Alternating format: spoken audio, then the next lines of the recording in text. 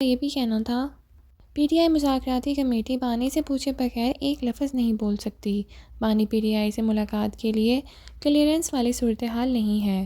رانا ثناءاللہ کا یہ بھی کہنا تھا کہ معاملہ جن کے سپرد تھا وہی بتا سکتے ہیں، آج پتہ چلا ہے وہ بیرون ملک ہیں۔ کا یہ بھی کہنا تھا کہ وہ بیرون ملک سے واپس آتے ہی تو پتہ چل سکتا تھا کیا صورتحال ہے۔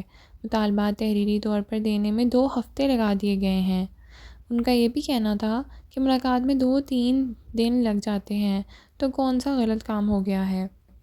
لیما بی بی نے ایک خبر دھماکے دار دی ہے۔ انہوں نے کہا کہ جی علی امین گنڈا پور صاحب آفر لے کے آئے تھے، خان صاحب کو بتایا کہ جی آفر ہے کہ خان صاحب کو بنی گالہ منتقل کر دیا جائے، اور خان صاحب نے اس کو ریفیوز کر دیا۔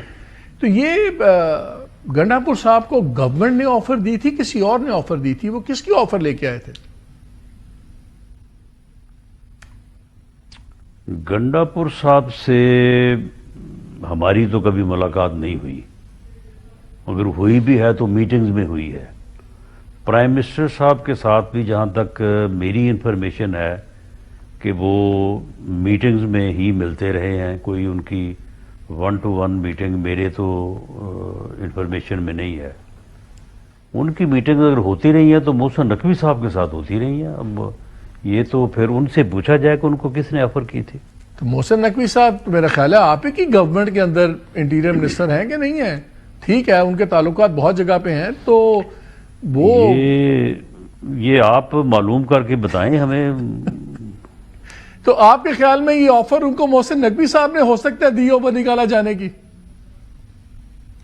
میں نے ملاقات کا ذکر کیا ہے کہ ملاقات ان سے رہی ہے، ان سے ملاقات ہے۔